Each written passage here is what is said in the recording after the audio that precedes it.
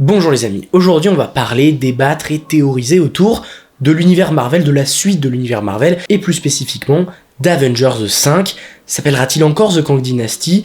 Arrivera-t-il un jour? Et comment va faire Marvel pour le rendre attractif et se relancer finalement? On va en fait réagir à ce qui a été dit dans un article de Variety sorti il y a quelques jours de cela, et qui traite vraiment de la situation de crise dans laquelle se trouve Marvel Studios en ce moment, avec... On va lister de toute façon tout ce qui ne va pas, et ensuite on verra ce que nous dit Variety sur comment contrebondir Marvel Studios.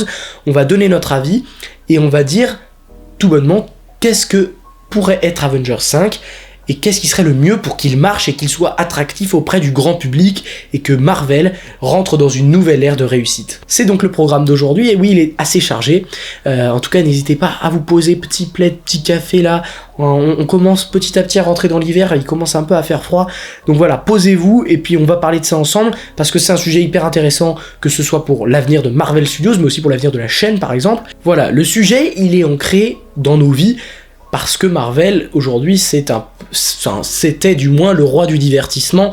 Les films Marvel faisaient tous des succès, et généralement, il y avait des bons retours critiques, ce qui est de moins en moins le cas, il faut le dire entre nous. La question qu'on va se poser, c'est comment Marvel peut se relever, et plus spécifiquement avec Avengers 5, mais je vous ai déjà expliqué la situation. Bref, alors, les faits qui nous sont notamment parlés par l'article de Variety, mais qui sont globalement de toute façon très présents, et on le sait, c'est d'abord les projets qui se multiplient avec une perte globale de qualité. Et ça, on ne peut pas le nier, il y a une perte globale de qualité.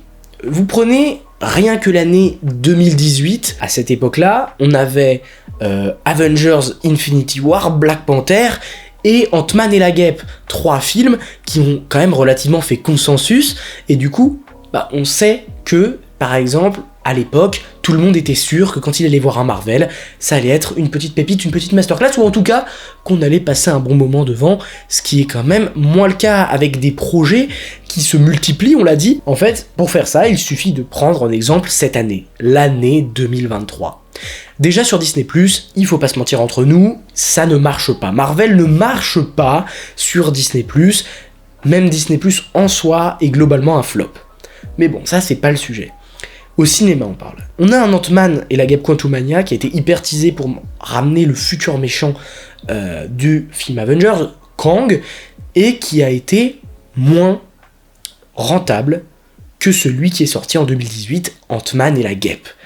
Moins rentable, je crois que c'est même moins rentable que le premier, je ne suis plus sûr, mais on va pas en parler maintenant.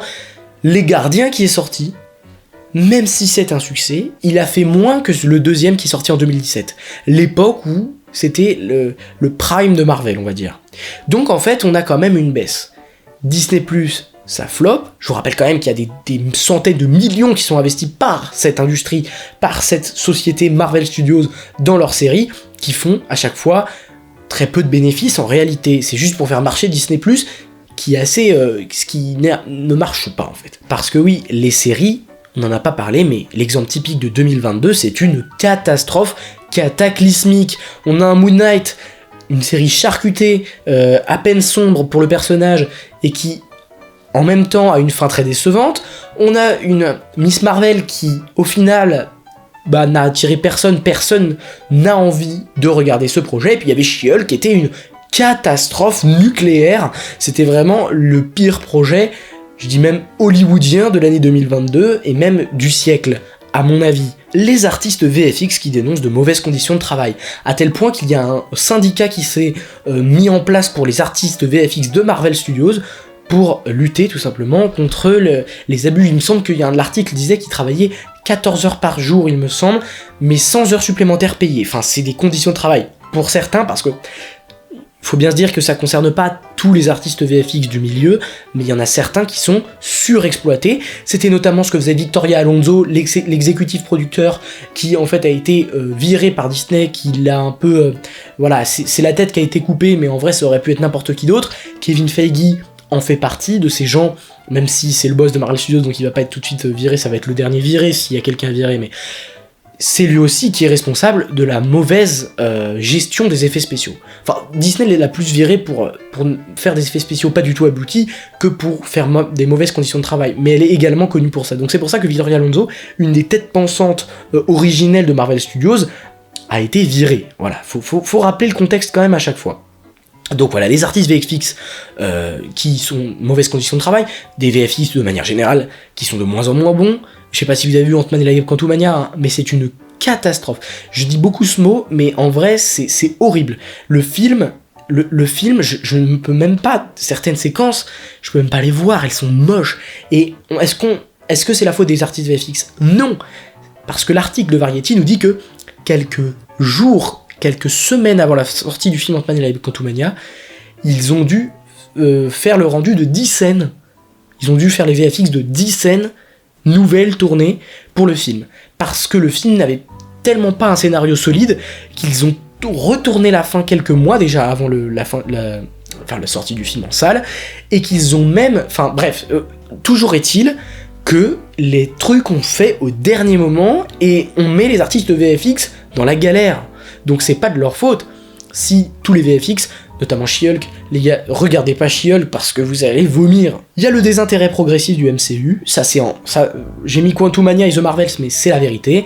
Quand on te tease, si par exemple, écoutez, je vous dis pas un mensonge, hein, si Ant-Man et la Guêpe Quantumania était sorti en 2019, après le succès d'Endgame, genre en décembre 2019, en nous disant il y a le futur grand méchant du film Avengers dans le film, écoutez-moi, le film aurait fait plus d'1 milliard.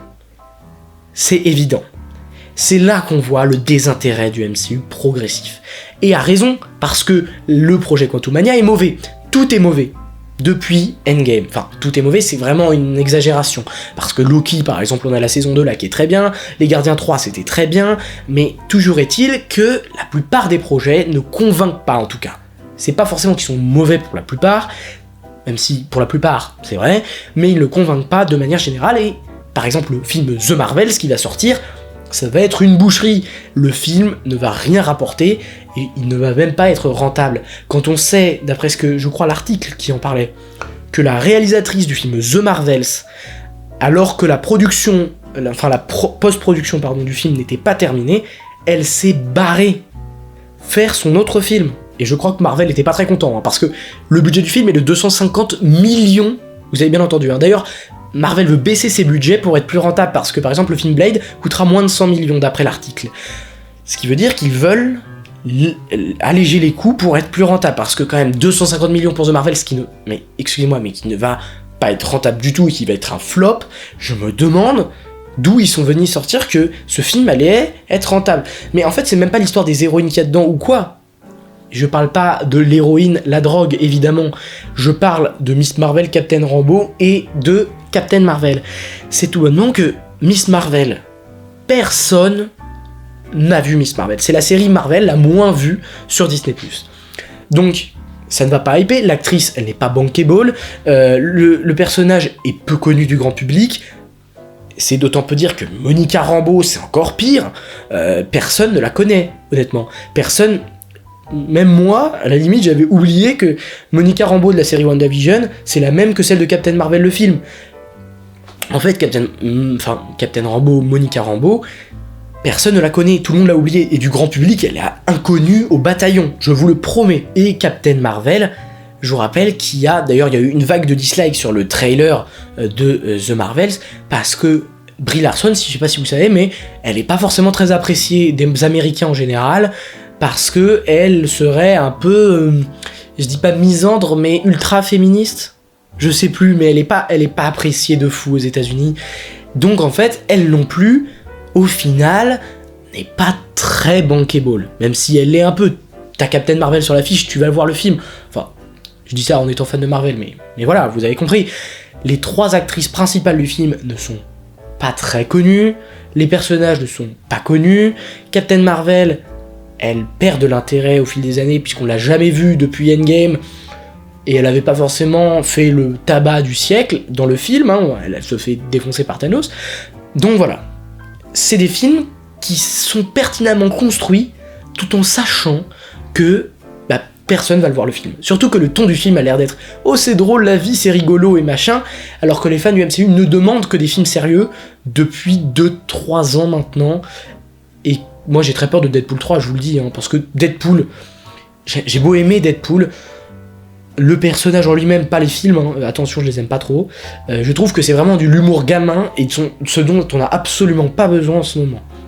Mais ça va sûrement marcher, et ce sera l'exception parce que le fanservice ça marche toujours et que voilà. Bon. Mais les personnages pas connus, c'est exactement le point que j'ai mis après, les personnages les plus osef du histoire. Donc les personnages de plus en plus osef. Oui, dans la première saga, les personnages principaux c'était Thor, Iron Man et Captain America. C'est eux qui avaient eu les plus grands films, évidemment Black Widow, évidemment Hawkeye, Hulk était quand même en retrait, mais voilà, c'était les personnages principaux, vraiment les personnages, même Black Panther ouais, il apparaît que dans 2 films, mais bon, bref. Ok, donc ces personnages-là, portez-les. Ils nous font rêver, et c'est surtout que Robert Downey Jr. était charismatique à mort. Les 2 milliards de Endgame, c'est en partie parce qu'il est sur l'affiche, le gars. Il est hyper, ultra charismatique. Les gens allaient voir Iron Man, pas forcément les Avengers. Hein. Il faut savoir donc que, à l'époque, c'était ultra hypant. Tu voyais un film Avengers, sur l'affiche, je l'ai en face de moi, t'as Iron Man, Captain America, Thor, les plus gros, hein, c'est ça, Star-Lord, Black Widow, Chadwick Boseman, donc Black Panther, ça c'était les plus gros personnages sur l'affiche. Voilà. Aujourd'hui, tous ces personnages, on va faire un par un. Iron Man est mort, Captain America est vieux, donc il reviendra pas, il a été remplacé par un acteur, désolé, hein, mais bien moins charismatique que Chris Evans. Son rôle de Falcon, je trouve il lui allait parfaitement bien, mais là on parle quand même de Captain America, les gars. J'adore Anthony Mackie, les gars. J'adore Anthony Mackie, mais cet acteur, il joue très très bien. Il est excellent. Mais est-ce qu'il est ultra charismatique et badass ? C'est pas les mots qu'on emploierait en parlant de lui, on est bien d'accord ? Donc Thor, Chadwick Boseman, malheureusement, il est décédé, Black Panther, dans nos cœurs à jamais. Thor, il est ridiculisé. Star-Lord, il est ridiculisé fois 1000, et c'est surtout que maintenant il est sur Terre en train de manger des céréales chez son grand-père. Black Widow est morte. Voilà ces personnages qui étaient sur l'affiche. Et en grand, là, parce que je l'ai Infinity War juste là, en grand, Thanos. En grand Thanos. Et on en reviendra, hein. Mais là en grand, dans la prochaine affiche de soi-disant The Kang Dynasty, mais à mon avis ça s'appellera pas comme ça et le film va sûrement être annulé, enfin bref, on en parle après. Dans l'affiche du film The Kang Dynasty, on aura en grand Shang-Chi, Miss Marvel, Captain Marvel, alors attendez, qui est-ce qu'on peut avoir d'autre sur cette affiche ? J'imagine Thor, même si Thor, ce sera Thor Finito, et puis c'est Captain America de Sam Wilson, évidemment, Black Panther de Shuri, et Yelena Belova. Voilà, et évidemment j'espère les 4 Fantastiques, parce que pour moi, on y reviendra. De toute façon, on va à peu près parler de tout dans cette longue vidéo, qui va être très longue mais très intéressante, enfin j'espère du moins. Cette affiche, est-ce qu'elle vous fait autant rêver que Infinity War avec un grand Kang sur l'affiche que Thanos ? Non, désolé. Donc voilà, les personnages de plus en plus osef, c'est ça. Les Éternels, c'est osef. Désolé, mais qui a envie de revoir les Éternels ? Honnêtement, il nous manque les Éternels ? Non, en vrai, les gars, les Éternels, ils nous manquent. Les gars, est-ce que Tom Holland, Spider-Man, il nous manque ?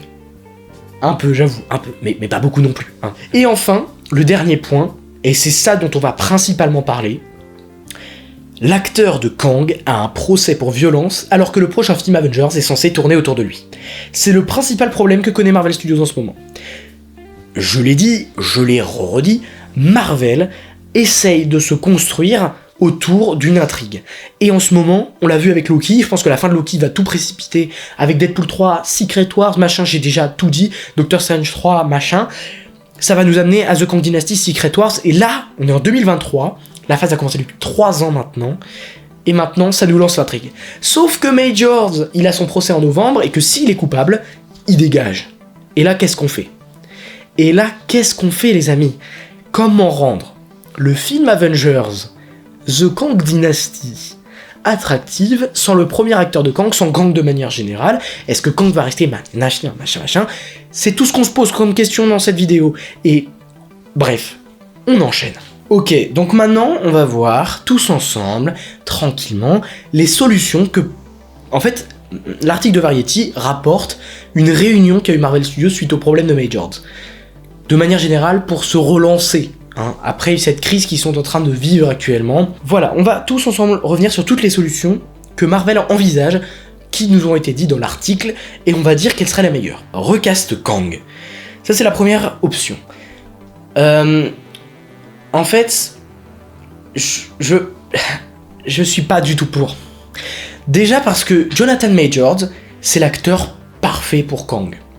C'est l'acteur parfait parce que il arrivait, je trouve très bien, dans la saison 2 de Loki et dans Quantumania, à faire des personnages très différents, et on y croyait que les personnages étaient vraiment différents. Victor Timely dans la saison 2, on voit qu'il bégaye et tout, c'est crédible. Il y arrive parfaitement bien. Il est parfait pour le rôle, Jonathan Majors.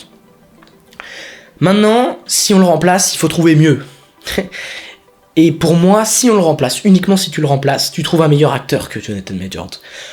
C'est pas facile parce qu'il jouait très bien, mais il faut déjà lui faire un acteur qui ressemble à Jonathan Majors, qui joue mieux que Jonathan Majors, parce que voilà, et qui arrivera à incarner un méchant. Je suis pas forcément pour le recast de Jonathan Majors. Soit, je vais vous dire, je pense que si Jonathan Majors est coupable, il sera viré automatiquement. On peut pas garder un acteur coupable d'un truc de violence et tout, donc il y a de très fortes chances pour que Majors soit viré du MCU. Voilà, maintenant, qu'est-ce qu'il faut faire?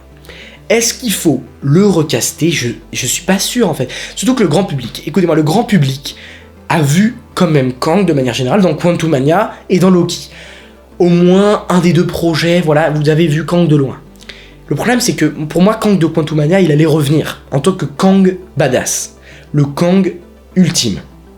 Sauf que s'il y revient avec un autre acteur, on se dira mais c'est lui, c'est un variant, est-ce que c'est le même et tout? Ça va perdre les gens parce que déjà que c'est compliqué de comprendre tout ce qui est Kang, tout ce qui est multivers, tout ce qui est variant, tout ce qui est Nexus, tout ce qui est machin, que rajouter un autre acteur en essayant de rendre le truc logique, ça va perdre les gens. Je vous le dis déjà que les gens sont un peu perdus avec le MCU, mais ça va perdre les gens. Donc est-ce que c'est la bonne solution pour moi? Désolé mais non. Et puis je vois plein de gens dire oui mais ils ont déjà recast War Machine, oui mais ils vont recast le colonel, je sais plus comment il s'appelle, Thunderbolt Ross, oui mais ils ont recast Hulk. Écoutez, ces personnages qui ont été recastés, il y a Hulk, à l'époque il a été recast, on savait même pas jusqu'où allait l'univers.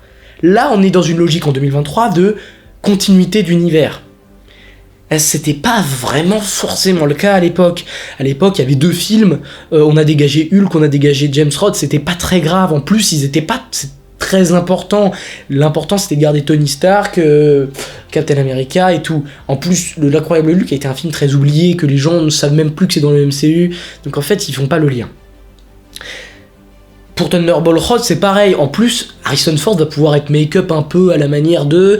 On pourra faire croire qu'il a vieilli et tout, et qu'il ressemble plus pareil forcément, mais ça sera pas forcément gênant. Là, c'est un personnage qui était teasé pour une montée en puissance.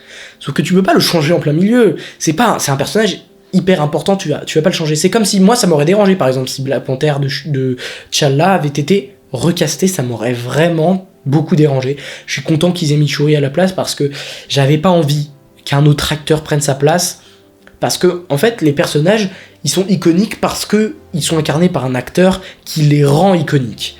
C'est le cas pour Kang.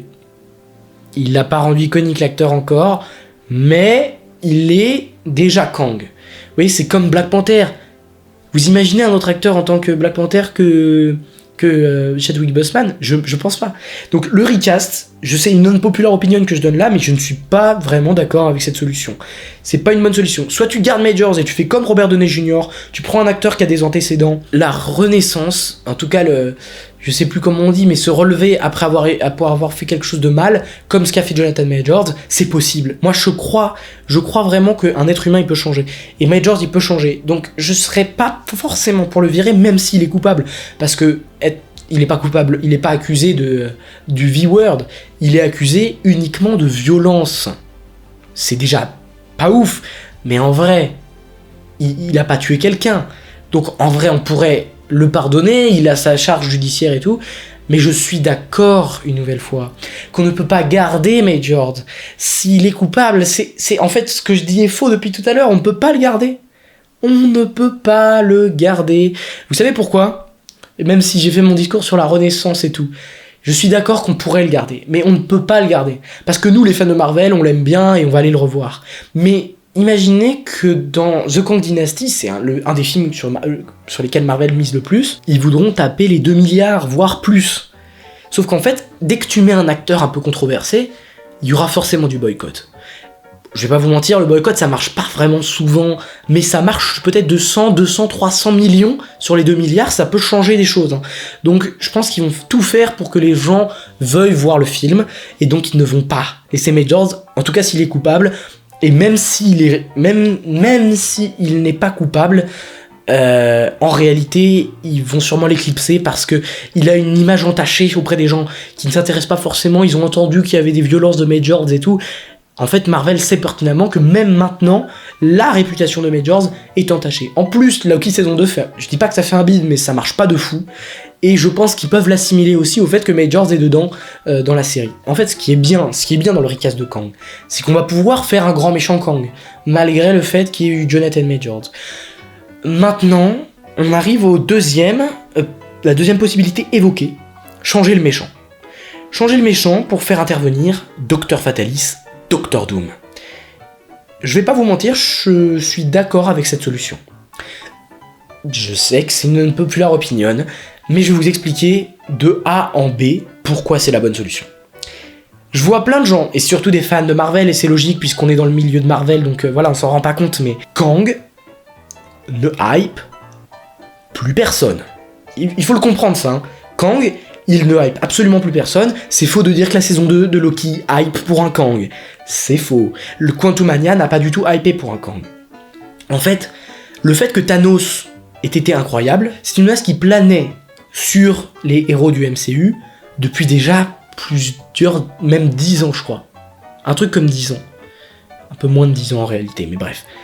Il planait, on savait qu'il allait arriver, on avait eu des indices. Et quand il est arrivé, il a tout défoncé. Et c'est pour ça qu'il a été iconisé. Quand il est arrivé, il a tout défoncé. Il s'est jamais fait ridiculiser. Thanos, de A en B, même quand il est mort, il ne s'est jamais fait ridiculiser. Ça, faut le savoir, faut quand même s'en rendre compte. Kang, il a été déjà ridiculisé une fois en se faisant tuer par des fourmis et niqué par Ant-Man et la guêpe à eux deux seulement. Pourquoi les Avengers ? Je ne sais pas. Dans Quantumania, le film a bidé, il est mauvais, personne n'a trouvé que la prestation de Majors était sur le point de nous donner envie à tel point de Thanos. Personne n'est hypé parce que la saison 2 de Loki, on nous montre que des variants nuls. La scène post-crédit de Quantumania avec le conseil des Kang, ils ne me font pas peur les Kang, je suis désolé. Mais ils ne me font pas peur comme Thanos, pas autant de charisme, pas autant iconique, je suis désolé. Mais je trouve que la meilleure solution, c'est de changer le méchant. Écoutez, Marvel, ils sont face à ce dilemme. Soit on met Kang, mais Kang a floppé déjà dans Loki et dans Quantumania, et on sait que de toute façon, le film Kang Dynasty va malheureusement prendre un coup par le fait de ces échecs-là. Et ça, ne niez pas, ça va prendre un coup. Soit ils se disent, on recaste Majors, mais du coup, les gens vont rien comprendre et on va se faire strike. Les gars, ils se feront plus boycotter si c'est un recast de Majors, parce que les fans de Marvel sont pour que Majors reste malgré le fait que machin. Si le recast est mauvais, il va y avoir des boycotts, les gens vont pas comprendre, comme je vous l'ai dit, c'est compliqué. Alors que si tu changes pour le Dr. Fatalis, il peut y avoir une certaine hype qui se crée concernant ce nouveau méchant, qui en plus, désolé pour ceux qui aiment Galactus, le titan fou Thanos, qui aime Magneto et tout, mais désolé, Dr. Doom est le meilleur méchant. Donc Doom, Fatalis, vous dites comme vous voulez. Moi je dis Fatalis normalement, mais là je dis Doom. C'est le meilleur méchant de l'histoire de Marvel, mais c'est surtout le plus iconique. Pour moi, il y en a 2 iconiques, il y a Galactus et il y a Doctor Doom. C'est tout. Et sur les réseaux, on veut nous faire croire que, en fait, Kang, il a toujours été le plus grand ennemi Marvel. C'est faux. C'est totalement faux. Sur une échelle de 1 à 10, je dirais que Kang, dans les comics, c'est 8. Alors que Doctor Doom et Galactus, c'est 10. Vous voyez un peu la différence ? Doctor Doom, je l'attends. Docteur Fatalis, j'ai envie qu'il vienne à moi. Je veux absolument qu'ils en fassent un film. Alors, c'est pas forcément celui qui va remplacer The Kang Dynasty. Donc dans ce cas-là, ça ne s'appellera plus The Kang Dynasty. The Kang Dynasty, ça dégage. En plus, les gars, les variants de Kang, qui a compris ? Personne ne veut que une alliance de Kang attaque la Terre. Désolé, je fais mon aigri, mais en vrai, je préfère que Fatalis soit le grand méchant du film. En plus, les gars, dans Secret Wars des comics, le Secret Wars des comics, il est incroyable. Pourquoi ? Parce qu'il y a Fatalis. Que ce soit en 2015, que ce soit en 84 où il détruit le Beyonder et il devient le roi du Battle World, dans les 2 cas, Fatalis, c'est le gars le plus important du truc. Kang, ils l'ont foutu là, je ne sais pas pour quelle raison. Je ne sais pas pour quelle raison ils ont fait ça. Pourquoi Secret Wars et Kang ? Ça ne marche pas tous les deux. Ça ne marche pas ensemble. En plus, j'ai appris que Doctor Strange 3 serait adapté du run Time Runs Out des comics au terme duquel on apprend que tout ce qui se cache derrière le multivers, c'est un être du nom de Doctor Doom. C'est lui qui manigance tout pour détruire des réalités, et on le découvrira dans Secret Wars pour devenir maître de la dernière réalité. Voilà. Donc c'est tout simplement sympathique, parce que Doctor Strange 3, pour moi, pourrait mettre fin aux arcs des Kang, et tout en introduisant Fatalis, et ça pourrait être parfait. On oublie Kang et on enchaîne avec un autre film qui sera pas The Kang Dynasty qui sera dégagé, mais Kang War ou le livre de Doom ou n'importe quoi, tout sauf The Kang Dynasty. Parce que même le film de The Kang Dynasty commence à ne plus hyper des gens. C'est-à-dire que vous avez vu que les Avengers déjà ne sont pas forcément fous, que le méchant n'est pas forcément fou. Mais changez ça, je vous en supplie. Autre option, débattue par Marvel Studios, ce serait de ramener les Avengers originaux. Je pense que je vais même pas réagir à ça. Je n'aime pas du tout cette idée. Que ce soit d'autres acteurs qui les incarnent, mais là on parlait vraiment de Robert Downey Jr. qui revenait. Ils veulent vraiment faire revenir Robert Downey Jr. Et Mike Cianello a dit que Robert Downey Jr. était d'accord pour revenir. Non, s'il vous plaît, non. Alors déjà, je suis dans une contradiction interne parce que je serais hypé par son retour. Mais j'ai peur de son retour, je ne veux pas son retour. Il a une mort tellement incroyable, la plus iconique des franchises de saga. Et maintenant, on veut qu'il revienne pour détruire cette iconisation. Les 2, que ce soit Black Widow, parce qu'ils ont été cités par l'article, Black Widow et Iron Man, ils ont une mort mais tellement parfaite.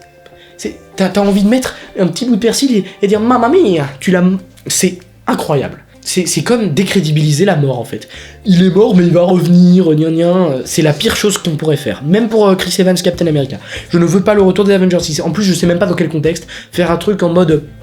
un truc qui se passe dans le passé, un préquel où c'est entre Age of Ultron et Avengers 2012, ou je sais pas ce qu'ils veulent faire, ou alors les ramener dans Secret Wars pour les mettre en personnages principaux alors qu'on sait que ce sera Tobey Maguire, Hugh Jackman.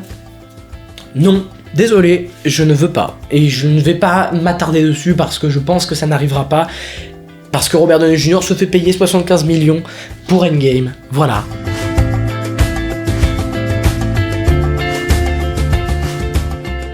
Avengers 6, les premiers Avengers du MCU seraient les antagonistes, je t'explique. En effet, Avengers Secret Wars est censé sortir en 2027. Le 6ème opus sera sûrement en grande partie inspiré du run du même nom par Jonathan Hickman en 2015. Ce crossover commence par la guerre entre les 2 dernières réalités du multivers qui luttent pour ne pas être supprimées par l'autre, car les 2 terres sont entrées en collision, créant une incursion. Dans ce cas, pour s'en sortir, il faut absolument pour chaque univers supprimer l'autre avant que les 2 ne meurent. Mais comme un récent rapport de Variety informe que Marvel a pour projet à terme de rassembler l'équipe originale avec les 6 premiers héros, et que le scooper Mike Cianello a confirmé que Chris Evans et Robert Downey Jr. avaient donné leur accord pour revenir, pourquoi ne pas imaginer que ce conflit dans Secret Wars oppose les Avengers originaux d'une réalité où ils ne seraient en fait pas morts, les plaçant en antagonistes contre celle du MCU, mais comme dans les comics, les 2 univers sans le savoir sont en fait condamnés et Deadpool, Loki, Wolverine et le Spidey de Tobey Maguire auraient entrepris en amont de sauver le maximum de choses des univers mourants et les placer dans le vide qui sera une adaptation du Battle World. Et enfin, la dernière solution, ce serait de tout miser sur les X-Men et les 4 Fantastiques. C'est-à-dire les trucs qu'ils ont acquis.